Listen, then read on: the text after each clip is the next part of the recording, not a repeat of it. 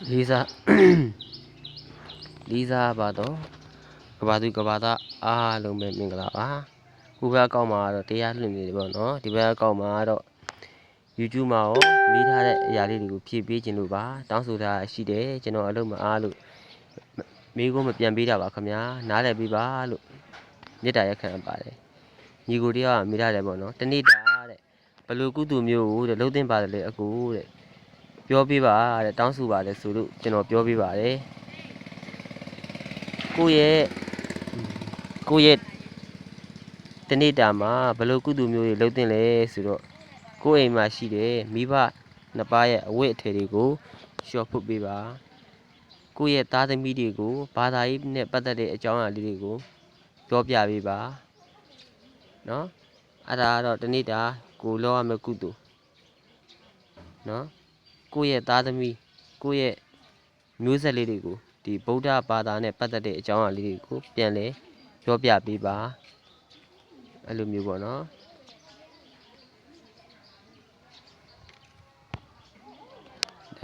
မေးလို့ဖြေပေးတာကျွန်တော်မအားဘူးကျွန်တော်လောက်နေကျွန်တော်မအားဘူးအဲ့လိုမျိုး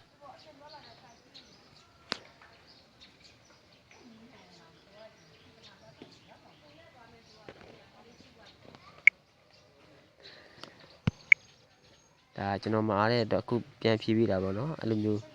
ကိုယ့်ရဲ့သားသမီးကိုယ့်ရဲ့မြင့်မြတ်တွေကိုဗုဒ္ဓဘာသာနဲ့ပတ်သက်တဲ့အကြောင်းအရာလေးတွေကိုပြန်လဲပြောပြပေးပါတွင်တင်ပေးပါလို့ဒီနေ့ကနေပြောချင်ပါတယ်အမို့တနေ့တာကိုလောက်မဲ့ကုသိုလ်ကကိုယ့်အိမ်မှာရှိတဲ့မိဘနှစ်ပါးရဲ့အဝတ်အထည်တွေကိုလျှော်ဖွပ်ပေးပါလို့နော်ဒါတော့ပဲပြောချင်ပါတယ်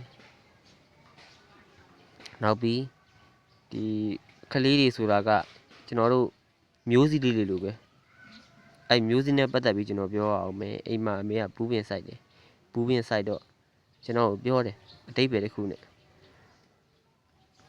ဒါတဲ့လူလေးတဲ့လာအောင်တဲ့ဗျာမေးလို့လာပြီလို့အားနဲ့အမေကဒီပင်လေးကိုလာကြည့်တဲ့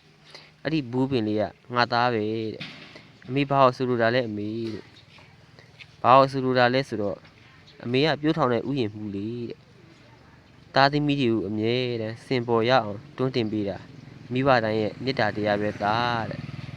အခုနင့်ကိုအမေလူလေးကိုအမေကစင်ပေါ်ရအောင်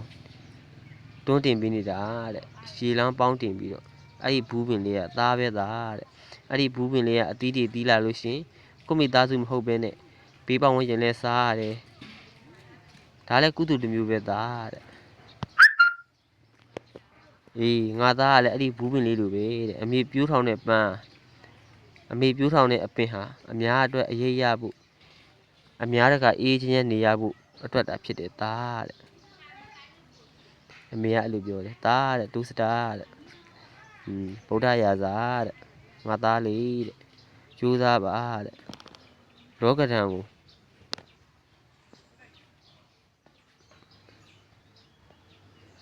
လောကဓာတ်ကိုခံနိုင်ရှိအောင်ကြိုးစားတဲ့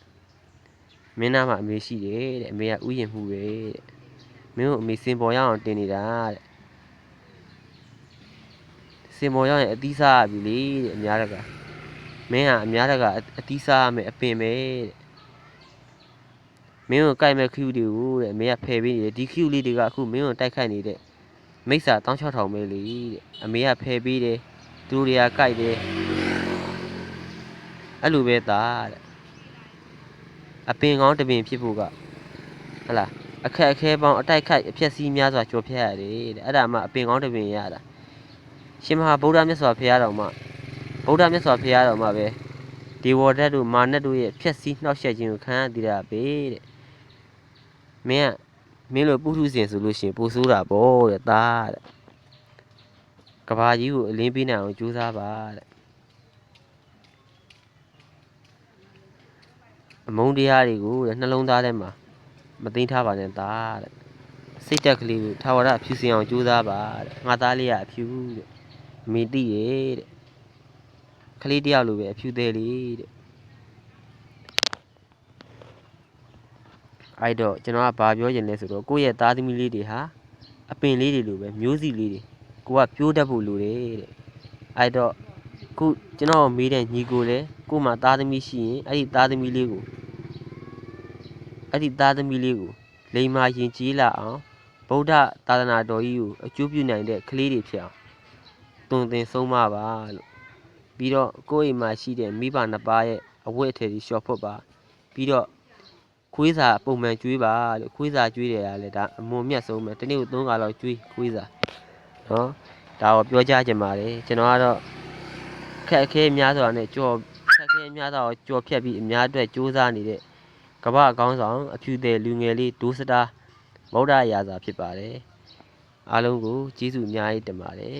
ကျွန်တော်ရဲ့မျက်နှာလေးကိုလည်းမှတ်ထားနိုင်ပါတယ်ဟုတ်တယ်ကျွန်တော်မျက်လုံးမကောင်းဘူးဒါပေမဲ့အများအတွက်စူးစမ်းတယ်လူငယ်တယောက်နော်မျိုးလုံးမကောင်းပေမဲ့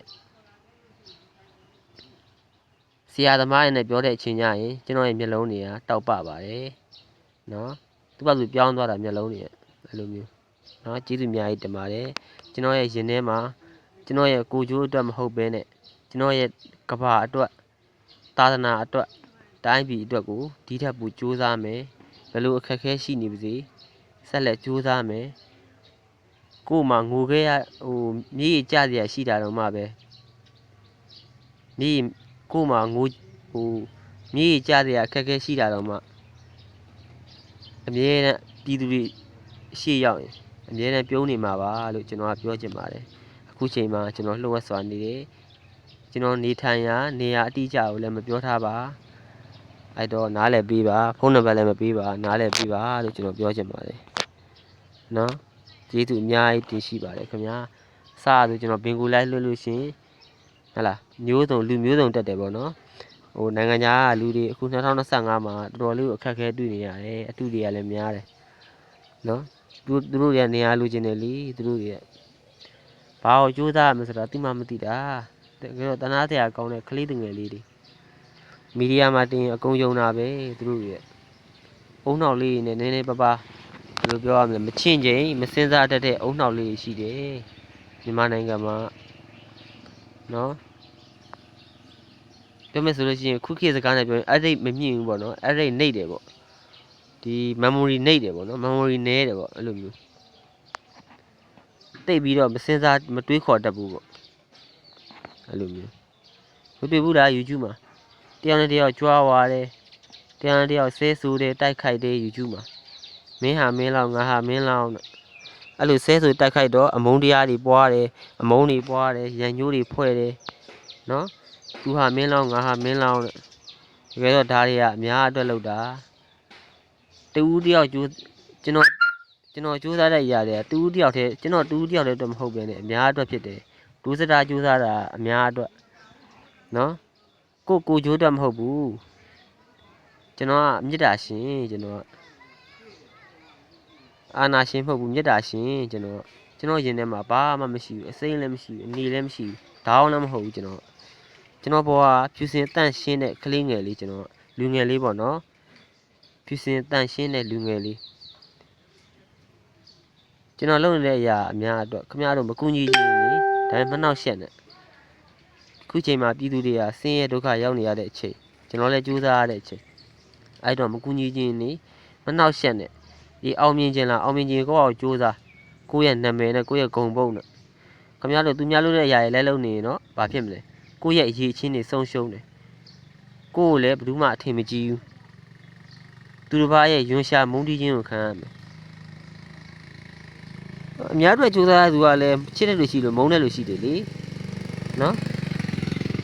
မနာလိုတဲ့လူရှိတယ်ကြိတ်ရရှုပ်ချတဲ့လူရှိတယ်တိုက်ခတ်ခြင်းတဲ့လူရှိတယ်ဥမာကဘာလုံးမွေးလို့ပေါ့ဖြုတ်ချတယ်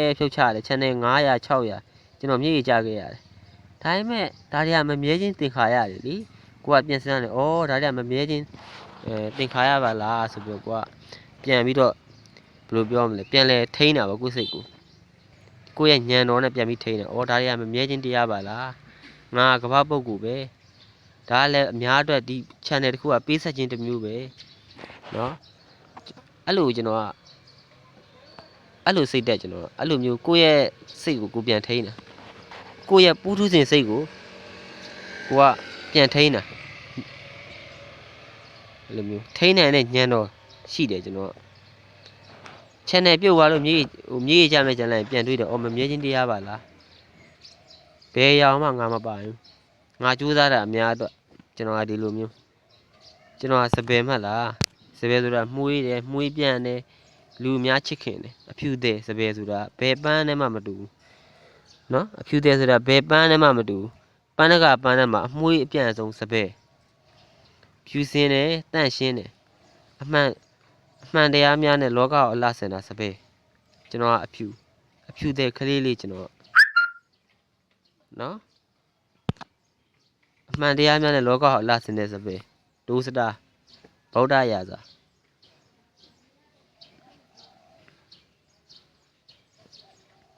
မှန်တရားများနဲ့လောကကိုအလားဆင်တာအဲ့တော့ခုနတဏိတာလောရမယ်ကုသိုလ်တွေလည်းပြောပြီးပြီအဲ့တော့မိတ်ဆွေ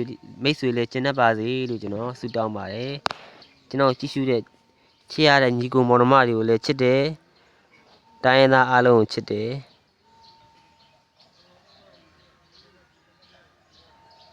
ရှုပ်ကုန်ပြီတဲ့ဗျရှုပ်ရင်ရှင်းလိုက်ပေါ့ညီကိုရေလွယ်လေးရှုပ်ရင်ရှင်းလိုက်ပေါ့ချစ်လို့စားနော်ရှုံးရင်ရှင်းလိုက်ပေါ့ဘာတွေရှုံးတာတော့ရှုံးနေတာကိုရှင်းရမှာကျွန်တော်တို့တာဝန်ပဲလေခေါင်းဆောင်တယောက်လုပ်တယ်ဆိုတာအဲ့ဒီရှုံးတဲ့အရာတွေရှင်းတတ်မှခေါင်းဆောင်တယောက်လုပ်လို့ရတာမရှင်းတတ်ရင်ခေါင်းဆောင်တယောက်လုပ်လို့မရဘူးကျွန်တော်ဘဝမှာပြဿနာပေါင်းစုံတပုံကိုကရှုပ်တယ်ဆိုပြီးထိုင်ကြီးနေလို့မရဘူးလေအဲ့ရှုပ်တာတွေကိုခေါင်းဆောင်တယောက်ဆိုတာဖြည့်ရှင်းတတ်မှကမ္ဘာပုဂ္ဂိုလ်ကပိုတော်အရေးကြီးသေးတယ်ရှုပ်နေတဲ့အရာတွေကိုရှင်းတတ်မှကမ္ဘာပုဂ္ဂိုလ်လုပ်လို့ရတာနော်ကိုကရှုပ်နေတဲ့အရာတွေကိုရှင်းလင်းတတ်ဖို့လိုတယ်နော်ရှုပ်ကုန်ပြီထင်တယ်မရှုပ်ပါဘူးဗျာမရှုပ်ပါဘူးကျွန်တော်ပြောတဲ့အရာတွေကရှင်းရှင်းလေးရှုပ်တာတခုမှမပါဘူးလေညီကိုရဲ့နော်ရှင်းရှင်းလေးစပယ်ကျွန်တော်အဖြူတဲ့တန့်ရှင်းတယ်ရိုးရှင်းတယ်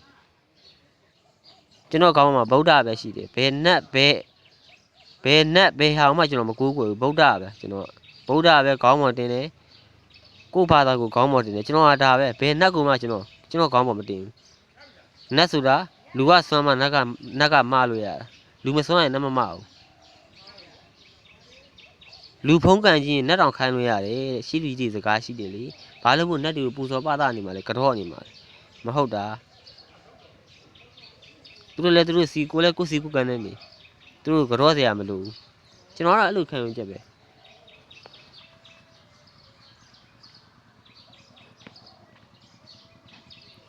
ကျွန်တော်တို့အဲ့ဒီခံယူချက်ပဲကျွန်တော်ဘဝကရွေးရှင်းတယ်အဖြူသေးလူငယ်လေးအခုကလူတွေတော်တော်များများ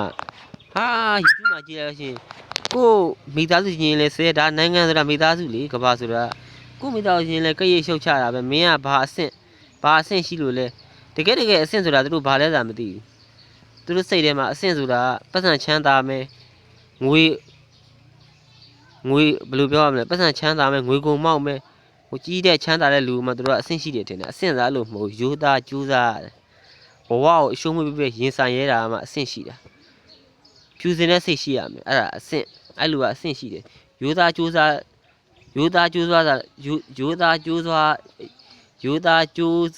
းစွာနဲ့အလုပ်တစ်ခုလုပ်ရင်အဲ့လူကအဆင့်ရှိတယ်သူကြိုးစားတယ်လေအရှုံးမပေးပဲနဲ့အဆင့်ဆိုတာစင်းရဲချင်းချမ်းသာခြင်းနဲ့မဆိုင်ဘူးပတ်စံရှိတဲ့တထေးသားလည်းစိတ်တက်မကောင်းရင်ဒါအဆင့်မရှိဘူးစင်းရဲသားလည်းစိတ်တက်မကောင်းရင်ဒါအဆင့်မရှိဘူးအဆင့်ဆိုတာစိတ်တက်နဲ့ပဲဆိုင်တယ်စင်းရဲချင်းချမ်းသာခြင်းနဲ့မဆိုင်ဟုတ်တယ်ဟုတ်စင်းရဲချင်းချမ်းသာခြင်းနဲ့မဆိုင်ဘူးစိတ်တက်လူတယောက်ရဲ့စိတ်တက်လူတယောက်ရဲ့နှလုံးသားအဲ့ဒါအဆင်းလို့ခေါ်တယ်မသိနားမလဲမှတ်ထား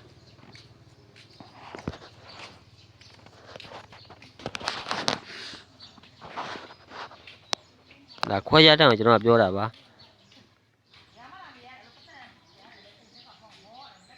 အဲ့ဒါအစင်းနဲ့မှတ်ထားအခုဒါကျွန်တော်ဖုန်းနှလုံးတစ်လုံးကတရားလွှင့်တယ်တစ်လုံးကလိုက်လွှင့်တယ်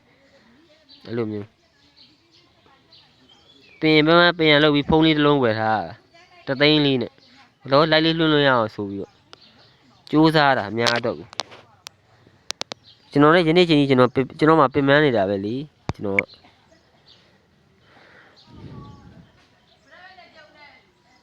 မြို့ကြီးသူတဲ့မင်္ဂလာပါနော်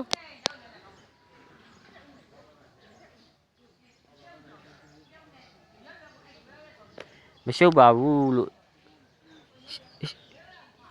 ရှင်းရှင်းလေးပါလို့ရှင်းနေတာကိုရှော့အောင်လုပ်တာမီဒီယာတွေလူတွေတကယ်အရာတွေသူတို့မသိဘူးလေကျွန်တော်စူးစမ်းတဲ့အရာတွေသူတို့မသိဘူးနော်ရန်ဒီပန်နေစွတ်တွဲနေတာဆရာတော်ကြီးတွေလည်းမနေရအောင်အတုံးချတယ်ဆရာတော်ကြီးတွေလည်းတကယ်ပြောတာငရဲကြီးတယ်ရဟန်းတန်ဃာတွေအတုံးချတယ်စီးပွားရှာတယ်ဒါကြောင့်လဲဘာသာတရားတွေကပျက်စီးစားပြီလားတန်ဟိုသူများနိုင်ငံကကိုရီဘာသာတွေကိုမလေးစားဘူးဆိုတာအဲ့လိုလူမျိုးတွေကြောက်ဘာတွေလျှောက်ပြောလို့ပြောမှမသိခက်နောက်ပြန်ဆွဲနေတာလူတွေကကျွန်တော်ကခက်နဲ့အညီရင်မောင်တန်းတာကိုကျွန်တော်ကြိုးစားတာကျွန်တော်တို့ကလူငယ်တွေမှလားလူငယ်ဆိုတာခက်နဲ့ညီရင်မောင်တန်းခြင်းနဲ့တိုးတက်ခြင်းနဲ့သိပ္ပံပညာတွေကိုစိတ်ဝင်စားရတယ်ကျွန်တော်တို့ကလူငယ်ဆိုတော့လေလူငယ်သဘာဝ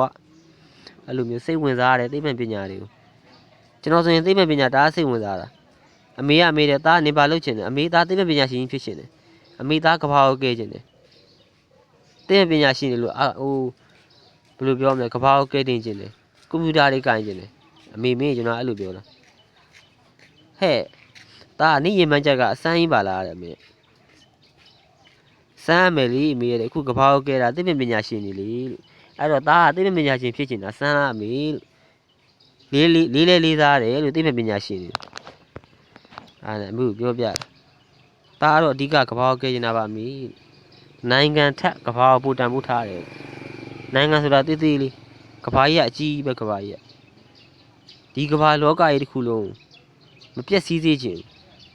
တိုင်းပြည်ကိုလည်းမပြည့်စည်စေခြင်းတယ်လို့ကဘာလောကကြီးကိုလည်းမပြည့်စည်စေခြင်းကဘာမိခင်ကြီးကိုချစ်တယ်သိပ္ပံပညာရှင်တွေကိုချစ်တယ်ကျွန်တော်လေးစားအားကြခဲ့ရတယ်ငယ်တည်းကသိပ္ပံပညာရှင်တွေဆရာနာစာဆိုရင်ကျွန်တော်အားကြဆုံးပုဂ္ဂိုလ်ပဲသူကဘာအယူဥဆောင်တဲ့သူဆိုတော့သူတို့ဒီကိုကျွန်တော်ဒါအားကြခဲ့ရတာငယ်ငယ်ဘုဇတဒါအားကြခဲ့ရတယ်လို့ဗုဒ္ဓရာဇာဒုစတာပေါ့နော်သိပ္ပံပညာရှင်ခေါ်တာတော့ဒုစတာပေါ့ဒုစတာကဒါအားကြခဲ့ရတယ်ဒါကျွန်တော်ရုပ်ပိတ်ထားတာပရိုဖိုင်ပိတ်ရုပ်ပိတ်ပြောရတာဘာမှမဟုတ်ဘူးအကြောင်းရှိလို့ကျွန်တော်ရုပ်ပိတ်ပြောတာကျွန်တော်